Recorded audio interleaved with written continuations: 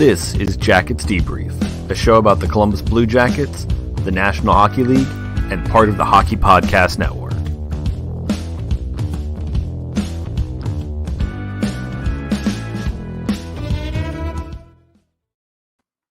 Hey everyone, welcome to Jackets Debrief.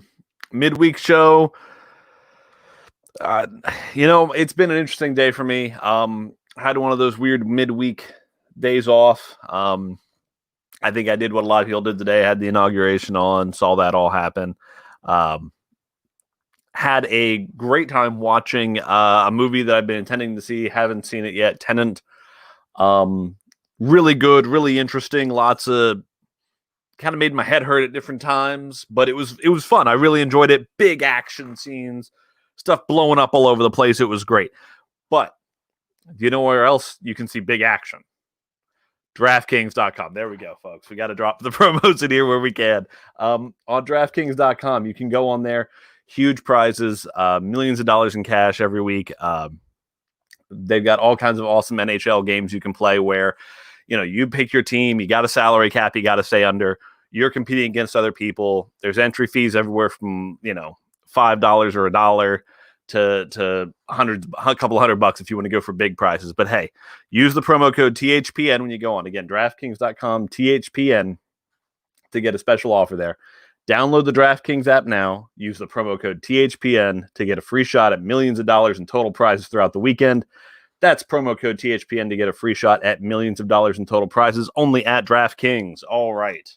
I'm going to tell you this right now, folks. It's some of the Blue Jackets right now. It is not a pretty sight. We're going to open up the beer of the week while we start talking about the Jackets here. It's Draft Lake's Burning River Pale Ale, which if you're a Blue Jackets fan right now, it does seem like the world is on fire. So I think this is pretty fitting. If you're here for our normal Wednesday show where my daughter's here and we do a soda of the week, she is with her grandmother and grandfather this week, which is awesome for her. But that means I'm going to not waste one of our sodas of the week because obviously I don't drink beer with a 9-year-old because that would be irresponsible. So this says it's a pale ale. It says it's 6% alcohol by volume. Let's take a look here. Might need something stronger next time I watch a game, but it's very pretty. I like that color a lot. Ooh, very nice. Very nice. Let's see what we got here, folks. Give that a second to settle. Definitely that pale ale smell. A little bit hoppy in there. Very nice. Good pale ale. They say citrusy and piney. Greetings from Cleveland, where an infamous river fire rekindled our respect for our region's natural resources, like the malt and hops illuminating this pale ale. Quite hoppy. I don't know if I get the citrusiness that they talk about, though, but hey, that's cool. Again, if you're watching the show live on Facebook or Twitter or whatnot, if you comment on the original post there, we'll be able to discuss things on the air live if you have questions or anything like that. Now, jumping into what's going on with the Blue Jackets. It's not great, folks. They're 1-3-1. Or no, they're 1-2-1. Sorry. Where I'm getting concerned is this isn't a long season. There's not a lot of time to make up for mistakes and errors and slow starts, and that's the big problem in my mind. And something I would recommend everyone do when you go to points, when you go to the standings pages anymore on NHL.com, I would highly recommend whenever you look at the standings, there's an option on NHL.com where you can click and look at it by points percentage. Essentially, the idea being there that, they count it by the percentage of points you could have had. If you played 4 games, each win's worth 2 points. You could have had 8. If you have 4, that's 50%, so you're 500. Blue Jackets right now are at 375. They're behind. That puts them at 6th. Now, the reason I highly recommend you start looking at this page, at this point, Dallas hasn't played a game yet. Carolina's getting some delays. There's concern we might see some out of Washington now with the news that's broken out of Washington that they've broken protocol and there's problems there with the Washington Capitals. The reason I recommend looking at the points percentage of this is I expect that this season some team will not complete the total amount of games, and they're going to go to points percentage to determine who makes the playoffs. That's just what I think will happen. I don't just because we're getting little outbreaks, and so far, I mean, they're just going to happen, and maybe they're going to be able to build them back into the schedule, but not if they keep happening.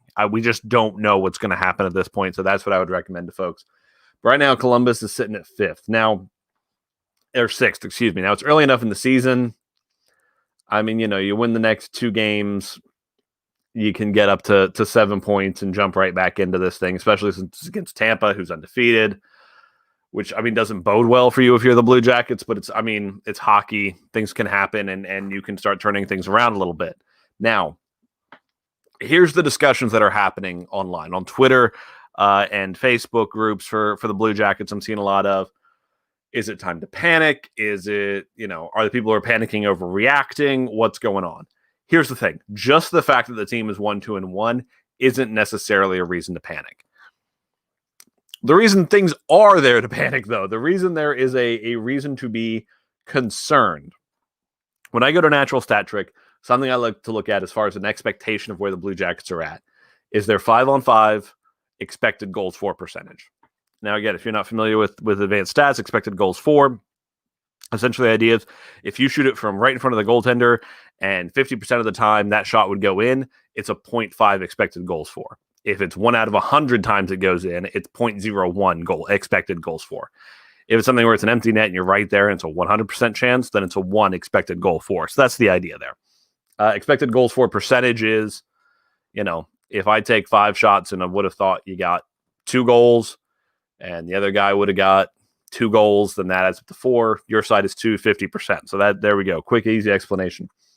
So expected goals for is a good way to tell, because the thing about things like Corsi is you're just telling who's getting the shots. Expected goals for is nice because it's telling you what the quality of those shots actually are. Here's the problem for the Columbus Blue Jackets. Right now, they are 16th in the league at expected goals for at 50.53. So just barely more than what they've got. So they're at an expected goals for of 6.18 and an expected goals against of 6.05.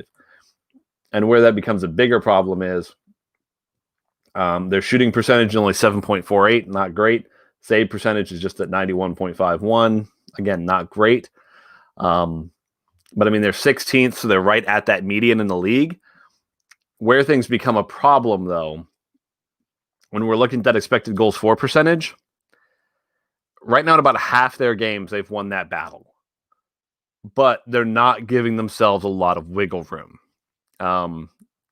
In their in the 5-2 loss to the Predators was actually one of their better games. I think people have seen that in interviews. Tortorella's kind of mentioned that a couple times, and I think some people are rolling their eyes. But when you look at the numbers, it was their best game. They outplayed the Predators, and they just lost that one. And that happens sometimes because hockey is weird. Again, frozen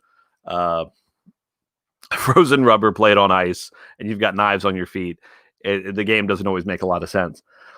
But when we look at the Red Wings game, the most recent one, the problem. Okay, here's the problem. First Red Wings game, they only had 36.95% of the expected goals for. So they just got walloped by the Red Wings. Expected goals for the Red Wings, 2.27. The Blue Jackets, 1.33. But when the Blue Jackets in the second game against the Red Wings got there and had that higher expected goals for, it was only 53% of it. They had 1.09 expected goals for to the Red Wings 0.94. When you're leaving the margins that tight, you are not leaving yourself room for options. You're not... you're expecting your goaltenders to maybe make saves. You're expecting to make big saves, and your shooters just aren't there for you right now, and that's a big problem. And Portsline did an article today talking about how your stars aren't being your stars, and he talked about, oh well, this guy doesn't have a point yet. This guy doesn't have a point yet, and that. Again, points, it's evaluating things based on the result, which isn't always a great idea. You got to evaluate things based on process, and that's part of the reason I like things like expected goals for, is even if for some reason some team's goalie stands on his head or something weird happens and a shot doesn't go in, if your team is generating the expected goals for as they should, you should be fine. Here's the problem for the Blue Jackets. Out of the players they've got on the ice, out of the 18 players that have played 5-on-5 minutes for them this year, only the top half are over 50% in expected goals for. Here's the problem. Let me read you some of the guys who are under 50% in expected goals for. Nick Foligno, 49.02%. Oliver Bjorkstrand, 47.38 in the expected goals for when he's on the ice.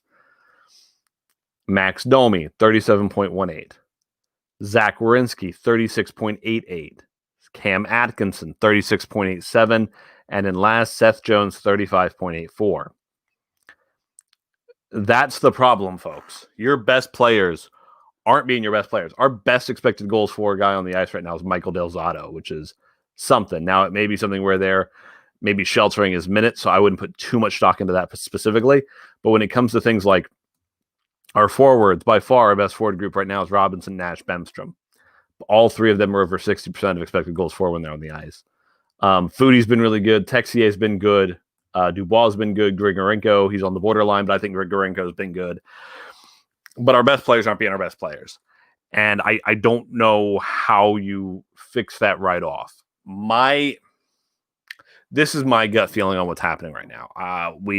I've talked about on previous shows, you run into this thing of is the coach who's brought you this far, is that the guy who's going to take you all the way to the promised land? I don't know. I think one of John Tortorella's instincts right now of using the line blender is the opposite of what he should be doing. I think he should be letting these guys stay on lines. I think he should be letting them have whole games to figure out what works on the ice, because you didn't have a long training camp and all you're doing is blending stuff. Now, I know some people, that sounds like an excuse, and it's not exactly not one, because other teams have had these same things where they got thrown together in camp. They didn't have a lot of camp time. They just got to figure it out. The Blue Jackets, though, think about it in these terms, folks. When you look at the forward group, we're now building things around Eric we've got Eric Robinson on the ice. We've got Liam Foudy on the ice. Texier did not play a lot of games last regular season. I think what might have happened to some of us is we've remembered the bubble and think of that a certain way. But just the bubble, these guys haven't had a lot of time together, because last season, I think Foudy played, 1 or 2 games with the NHL. Texier, I think, got in a dozen or so. So all of a sudden, you're trying to rebuild things. On every line, you've got guys either centering them or trying to be big parts of them who didn't have all of last season to get together on this stuff. The big ones in my mind, Foudy, Tex, Grigorenko, Domi. You need to give these guys time to kind of gel and figure out what's going on. And I think that's an instinct Torts has that he needs to suppress for a while. If I were Jarmo Kekalainen, because to my understanding, both him and Torts talk every day, that would be the conversation I would be having. John, just stop for a minute. When you want to start blending it, don't. These 2 games against Tampa would be a perfect time to do this. And I understand you don't want to give up more points in the standings, but you got to do it at some point. Probably should have done it against Nashville. Should have done it against Detroit. It's one of those things where the best time to do something would have been yesterday, and the second best time to do it is today. Today's the day to do it. What I want to see, and I don't expect to see it, but what I want to see is quit throwing players in the blender. Just stop. When guys are on the ice and they're struggling, maybe cut the minutes a little bit, but just keep rolling those lines. If there's something that you and your coaches and your GM have seen in practices and on film that makes you think those lines are going to work, give it some time to gel. Give it time for these guys to know each other. Max Domi does not know how these guys are going to play in all these situations. Alexander Texier, other than playing on a lot with Pierre-Luc Dubois in the bubble, doesn't know how these guys are going to do things. Mikhail Grigorenko doesn't know how these guys are going to play. Give them time to gel. And it sounds contradictory because I'm saying in one breath, we don't have a lot of time to sit around, to waste getting points. But I don't think just blending it's going to help. I think we need to let these guys have some time to get to know each other a little bit on these lines. If something that they've seen on film or something they've seen in practice makes them think it's going to work. That's where I would be at this point in the process. So that's my thought on it. Where we're going to be in for potentially a world of hurt this week is Tampa Bay 6th in the league at 56.34%, expected goals for. Our next 2 games are with Tampa Bay, so we're going to see how that goes. We've got one Thursday night. We've got one Saturday. And a couple other things. We will hit on that in a second after a word from our friends at the Hockey Podcast Network.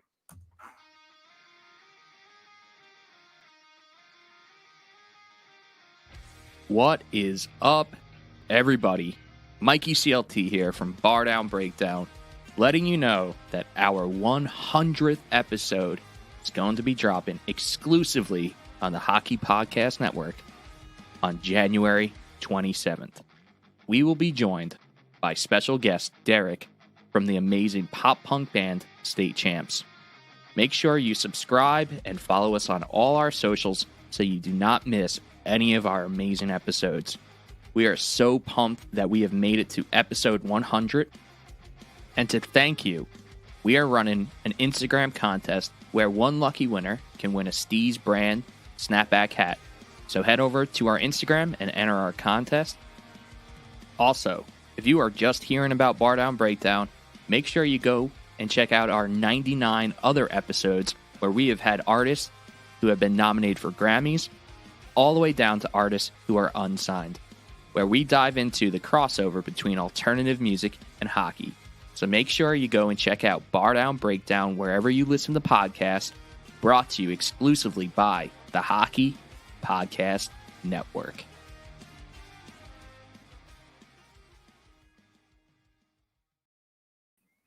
All right, guys. Thank you for that. Again, great show. Go check it out. As I'm sitting more with the Great Lakes Burning River Ale, I'm enjoying it more. Again, it's a good pale ale, so it's got that hoppiness on the middle of the tongue that you tend to like a lot. And that's very good. Very good. All right. Next topic, Pierre-Luc Dubois. The stories we're hearing right now is that Columbus is in no rush to move him. I don't see where they would be. That's kind of been the discussion we've had for a while. You've got control of the player for the next 4 years. If somebody blows you away with an offer, take it. Great. If they don't, you can wait. You've got time. Use that time. Take advantage of it. The player can't force his way out of town. I mean, if he tries to do it through bad play, he tanks his own trade value, thus diminishing the reason to trade him, which I don't think he would do. I don't think he's going to tank it. I think right now just there's some struggles on the team. But at the same time, I think I don't think there'd be any decision on his side to do that. I don't think that's happening. It's just there's no reason to rush it. Let the situation resolve as it's going to resolve there, and just let it be. We'll see what happens with it. But I'm with them that Jarmo's going to wait, see the best deal he can get.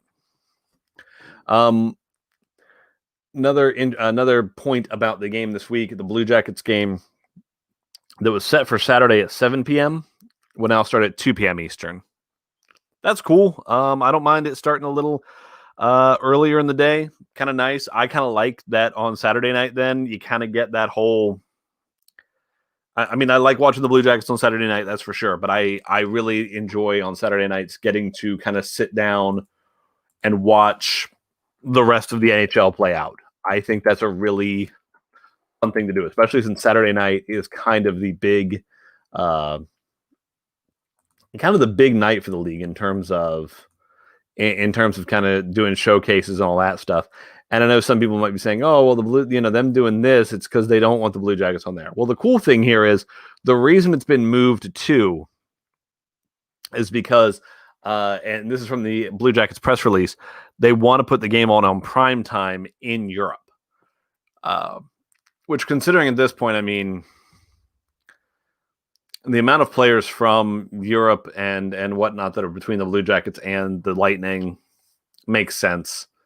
Especially with a league right now where the NHL is more concerned about TV revenues this year.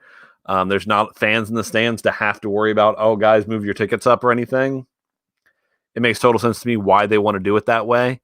So they're moving it up. So just be aware for the Saturday game. It's at 2 p.m. now. And you can watch it, and hopefully the Blue Jackets, hopefully we're seeing them pick up 1 or 2 straight wins there, but we'll see what happens. All right. Something of interest here. The Washington Capitals, the franchise, was fined $100,000 for breaking COVID protocol. I had the NHL statement on it here. 1 second.